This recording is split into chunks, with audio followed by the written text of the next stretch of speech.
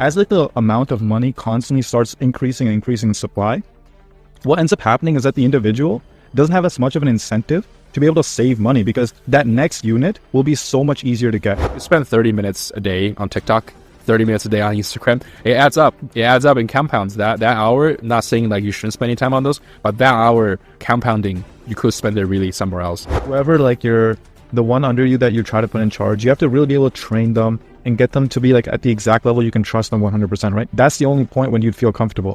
Who you are, it's basically influenced by the 3 to 5 people around you. What scares me is more than people that are in their like mid-20s is children, like people that are like 10, 11 years old, where the only life you really know is through TikTok. At what point do you actually like to have interactions with other people as much as just scrolling by yourself?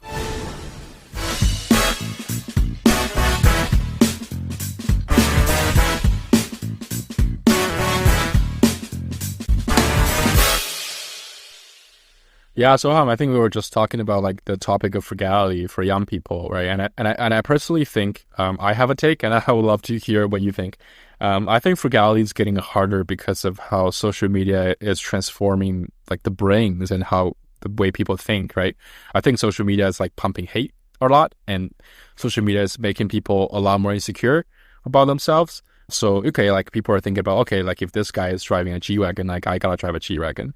Or if this guy is traveling somewhere nice, I gotta travel somewhere nice. And I think that lifestyle is really crippling young people quite a lot. And I think I personally know people around me who are like really struggling with the idea of like cost of living, right? And I really want to come back to the topic of like frugality, because I know people who are extremely successful and wealthy, and they live below the means, just like, you know, anyone else, just like you and me, you know, even when they're a multimillionaire, or even like one person I know who's has like a $50, $100, $1 million net worth, who wears the same shoe every day for 5 days a week. So I just really want to know, like, so I'm like, what's your definition of like frugality, and how do you see young people practicing it today?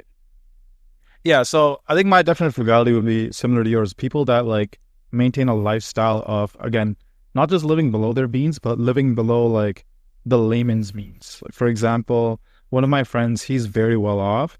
We'll go out to eat and just for like lunch. And for example, I went to like a restaurant for like Thai food. It was about $16 after tax. But he decided, hey, let's go somewhere else to like a place that's cheaper. And this is a multi-millionaire, right? And so then it's like those kind of daily habits that I do think compound. And I do agree with you, this idea that on the younger people's side, that level of frugality is starting to like disappear as a culture. And then I'll agree with you one more time that consumerism has had a big reason for this increase. And the reason for the consumer increase, I do think, is social media, where you can kind of constantly portray your best version of yourself, where you're doing the best things possible, the best whatever. And that kind of like creates this like level of jealousy between people. But then one thing I would add to all of this that I think is the bigger reason for frugality is just inflation overall. So in between microeconomics and macroeconomics, there's this one big divide, and it's called this idea of marginal utility. And I'll give you a thought experiment, George. It's this idea that if I were to ask you right now, right here, I'll give you a diamond or I'll give you a bottle of water, what would you pick? Probably pick a diamond. Exactly, right? Because like if you know that water is plentiful in your life, but now if you've been 10 days in the desert and I were to ask you that same question and you're not going to get any kind of water at all, would you pick the bottle of water or the diamond? Of course, I'll pick the water. And so I think that's what like we're kind of like seeing, is that as like the amount of money constantly starts increasing and increasing in supply, what ends up happening is that the individual doesn't have as much of an incentive to be able to save money because that next unit will be so much easier to get. So for example, during 2020, 2021, when there was a surplus of cash because of the quantitative easing into the markets, there was a surplus because of like just the amount of money being printed, and everyone got like these checks from the government saying, oh, hey, yeah, we know it's a hard time. When you start getting the next unit is becoming easier to get, you don't really feel a need to be as frugal. For example, if the next unit of money becomes really hard, so we're in like a deflationary period during high interest, people start saving more. And it's just this like idea of like incentives, like drive change. And so that's where microeconomics always transfers into the macro side of things, where you start seeing behavior change between individuals. Mm-hmm. Yeah, I agree. And I think I think there are two sides of this, right? There's one that's like, okay, people who don't have enough, who are living way above their means. And there's also the other side of this is that people who are extremely wealthy, but they're always saying that they don't care about money, and money doesn't really mean much to them. That they're all about, they're all about helping making the world a better place. And they don't think about it, right? And I also saw a lot of people like that in my life as well. It's like they think money is a sin, and there are extremely wealthy people who have like net worth of tens of millions or even more, and they just talk about like it as a sin and they hate it. And I don't think that is a successful mindset of it either, right? Because like, okay, like let's be real, like we are in a capitalistic society, so capital and money does have a place in everybody's heart. Like I personally believe in like I was recently reading this book by like Sahel Bloom. I think it's called like the 5 types of wealth. But in summary, I think he basically has like this like 5 types of wealth. It's like physical wealth, mental wealth. You have this social wealth, which is like your relationship with your family and with your friends. And time wealth is like how much time you have left, and you can actually do in a day. And the lastly is like financial wealth, right? So it's like, and the more I read it, the more I find it like actually making sense, because like for my life at least, like there has been a point in my life back in college where I was pursuing this like asset game. I was thinking like, okay, like how can I look better? How can I look more successful and all that, right? So and I want to admit on a pod here, I made a fatal mistake. I made a fatal mistake in my college. I bought a very expensive car on a lease, and you're hearing this on a pod first. And I wasted, I don't know, I wasted like $30,000-$40,000, not unnecessarily, right? And all that lesson taught me to really feel the pain of when that is like taken away from me, and when I made a serious freaking mistake. And at that time, I think so people look at me today, and I can be very confident and letting anyone know like, okay, I believe I live a frugal life today. I believe I'm not overspending my limit. I believe I'm saving for the compounding piece of it. And I believe that, okay, like I'm spending my day every day thinking about, okay, where can I save? Where can I put more money into savings so I can actually grow, right? And think about long term. And this is also like a long term thinking thing. So I was thinking, when you think short term, in terms of like, okay, having the best birthday party, expensive, going to the club and, burning tens of thousands of dollars, that's a short term thinking about impressing your friend. But on a long term thinking, which I think people eventually realize and go to, is that $10,000 I can save, right? I can maybe spend 1,000. I'll put the rest into an ETF, or I'll put the rest into some other asset classes, and I will grow it on the long term. And I don't think many people do this, to be really fair, but I do think that's a mindset I started developing. So okay, like $1 I can save can actually be $100 10, 20 years from now. So is that something that you've been thinking as well? So I'm like, what's your principle on this? Yeah, and I think that comes down to the idea of like, where do you see your value of your money being able to accrue the most? And so I think the book you mentioned, The 5 Types of Wealth, is a great example of it. And people that kind of like, if you want to like spend your money to go to the club, or just even it's like, go out with your friends, the way you kind of are like approaching life is that you see that is where your wealth is like accruing the most, is with experiences. And that might be like the more positive light to put this in. And I think that's where the behavior starts shifting. You have people that start like, I guess, hyper focusing on different types of wealth. For example, with like financial wealth, and the idea that people that are like extremely frugal, that are extremely well off. It's this idea that like any one type of wealth that you keep trying to like get addicted to a very high level will be like a very negative over a long time. And so I think that kind of, when we talk about short term versus long term, I think that kind of also has to play a role in this, because in that same way, people that like save, because they know that, oh, if I were to be able to invest this money, and I feel very good about my investment, I know it, I understand it well, those people maybe then, for example, one of the biggest regrets that people have in their like 60s is, oh, I didn't spend enough time with my family, my kids, I worried too much about my job or my business, right? So I don't think the idea is just simply, let me worry about where my money is. I think the idea is like trying to create more of like a healthy balance between all parts of your life. Yeah, and I think in that book, the financial wealth, I think a big component of that is knowing like what amount will be enough, Mm-hmm. And to be quite frank, I don't know. how to answer that question myself. I read that book like 3 weeks ago or 4 weeks ago, and I'm still thinking to myself, okay, like how much is enough? Because I honestly cannot answer that question, right? And I think if I do give an answer, that would just be like a grandiose, it would just be a BS answer that I don't. So the answer is that I don't know, right? So my financial wealth is actually low because I don't actually know what amount would be good enough, right? And just speaking for myself, like I think I'm low currently on time wealth because I'm literally going on a trip in a few days, right? And every time I go on a trip, as an entrepreneur, I always feel this dread of like, okay, like I cannot actually just put my into 100% into the trip. There's always going to be something that comes up, and I try myself very hard this time to delegate, right? I don't think it's going to work this time either. So is that okay? Like you can go on vacation, but you can't actually enjoy 100% of the time. So do I actually have a lot of time off? Like I honestly don't think so. So that's kind of like my reflection of things. Is like I'm not perfect even now, like with different things, right? There's so many things I think I'm lack of. What do you think of like the 5 types of wealth that you think you need to more work on? I think for me, I guess I'm fortunate in the sense that I do have some time wealth, and I feel okay with financial wealth in a sense, at least for like where I'm at in my life right now. I think for me, the hardest part is health itself. I don't think I get enough of a walk. Like for example, I don't get my 10K steps a lot of the time. I also do this to myself. My diet also becomes like a little bit worse. My sleep schedule becomes erratic at times because of so much different things that add up. And I feel like the idea is being able to like, balance all five is just hard. It's just so hard unless you put like genuine constant effort. Like for example, with you, George, if for you to be a genuine have time wealth, it's whoever like the one under you that you try to put in charge, you have to really be able to train them and get them to be like at the exact level you can trust them 100%, right? That's the only point when you'd feel comfortable, right? I think so. Yeah, And something close with. and then that's where like the difficulty becomes, right? Like there's just such a hard thing to get to before you can kind of get all 5 types of wealth in a certain essence.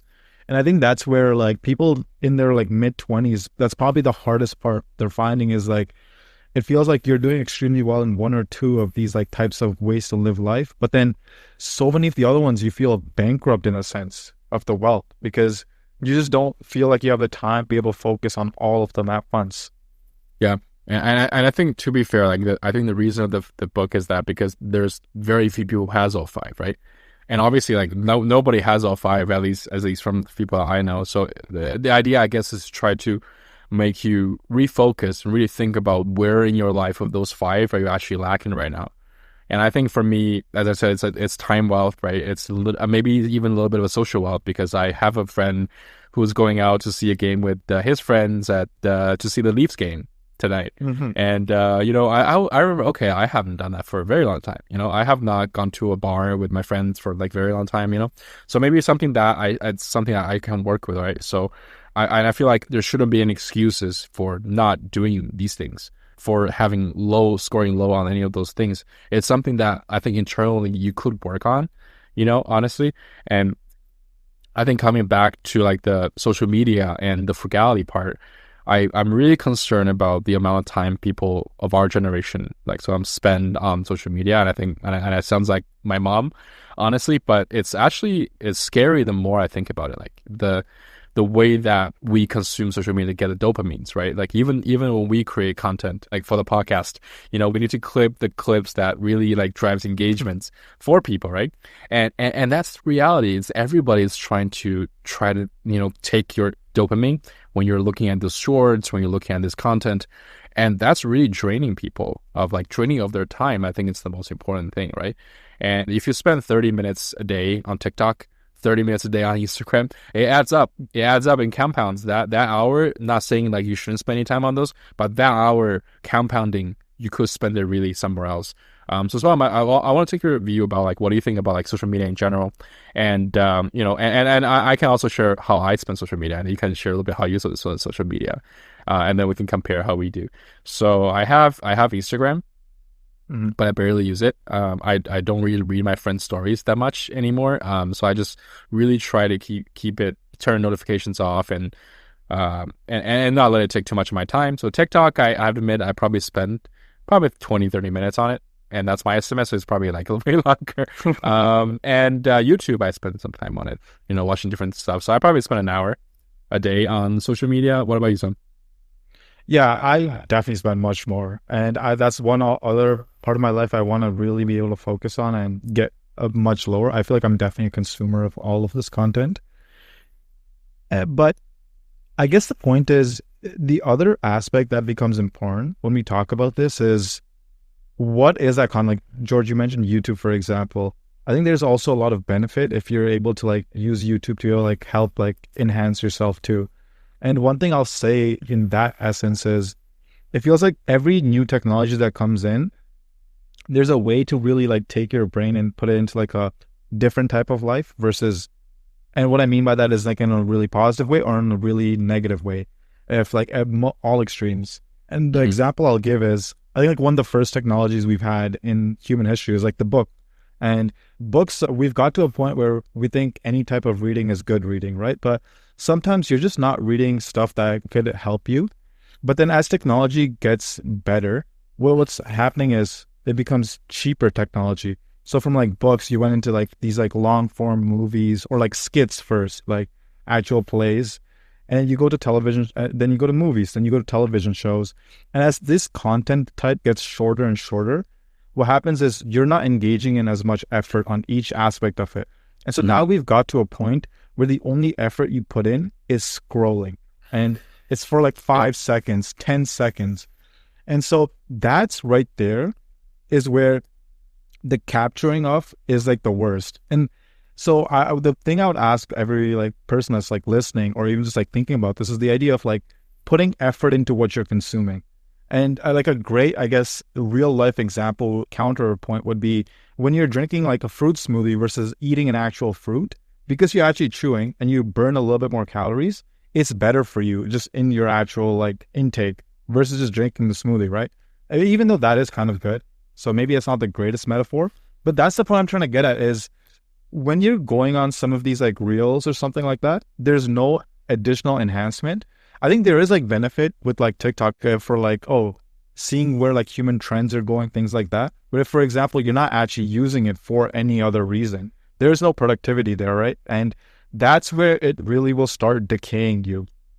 Yeah, and I think it influences the decisions that you're making as well. It influences the way that you see the world, right? We just had this like Canadian election, and I think personally, I was even turned a little bit like I don't know, like a little bit onto one side of the spectrum because of how much political content there are on TikTok, right? So I really believe, okay, the other side's bad, the other side's like evil, the other side's like playing those tricks and all that, and now the election's over, right? And I'm not using social media TikTok anymore for at least like since the election was over, like a week ago, 2 weeks ago. I really have thought about the way I was thinking during those times, the way I was perceiving different parts of like the people, right, that support a different party.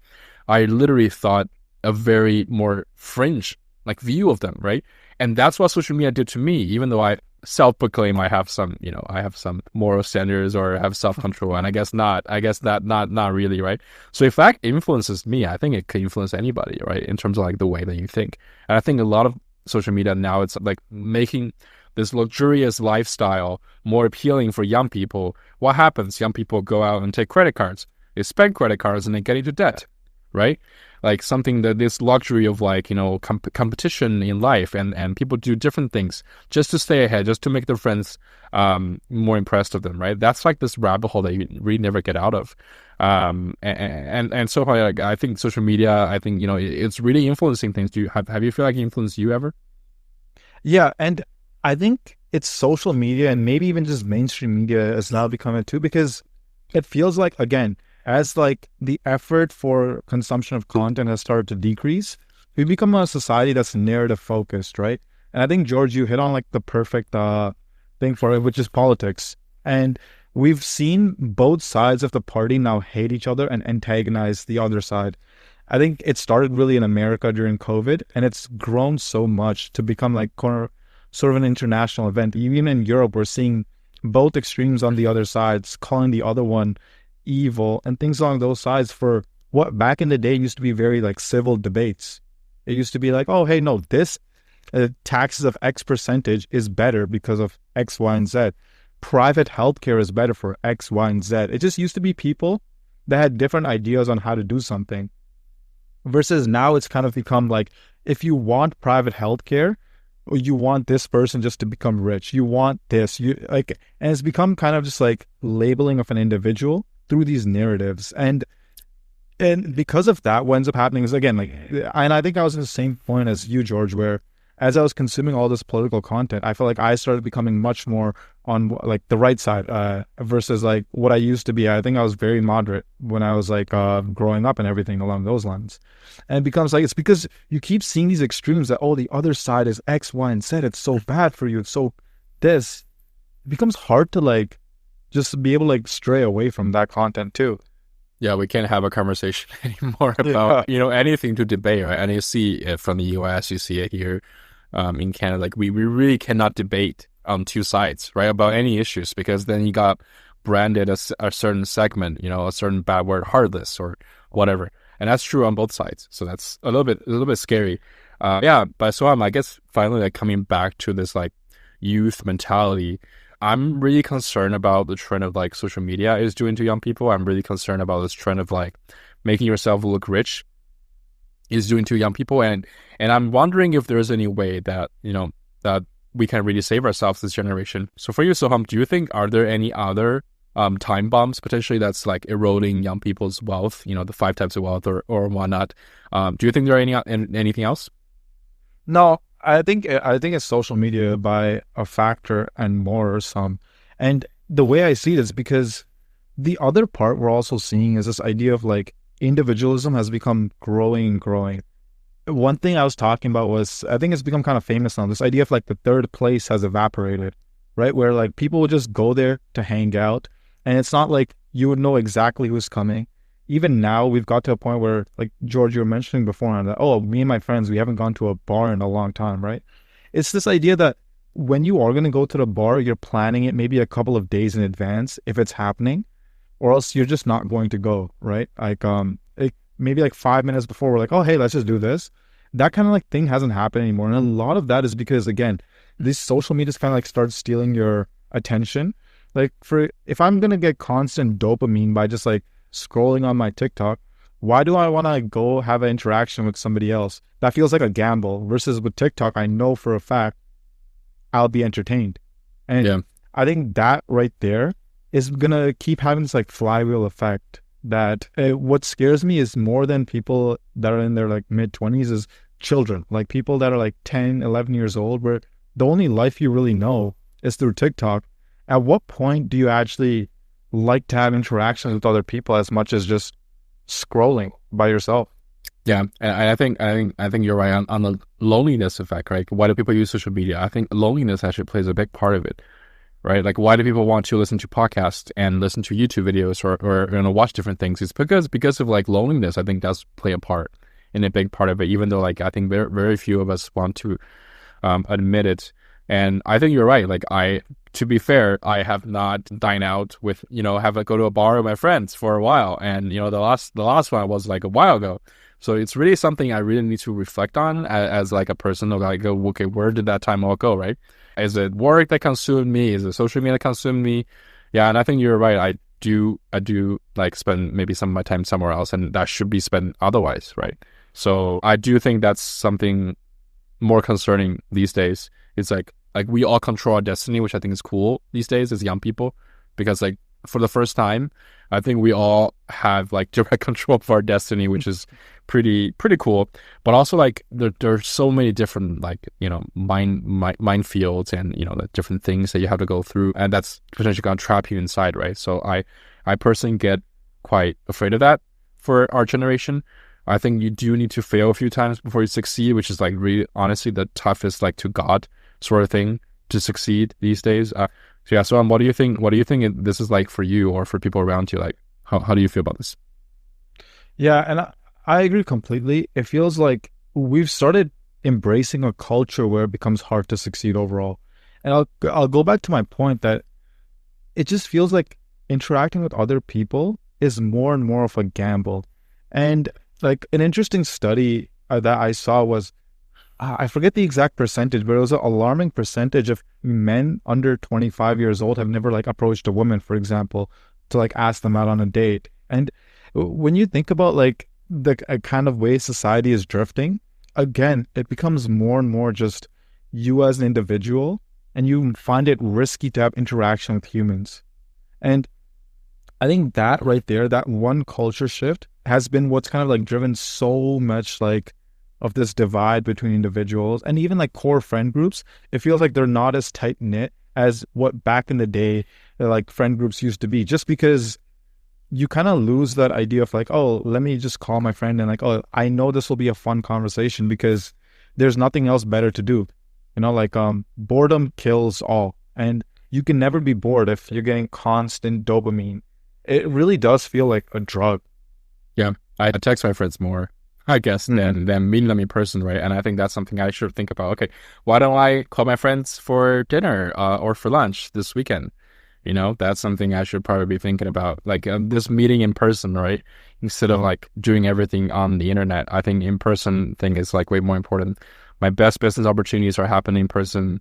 Like my best successes happen in person. So why can't we take the lead and start inviting our friends around us for lunch, for dinner, for breakfasts?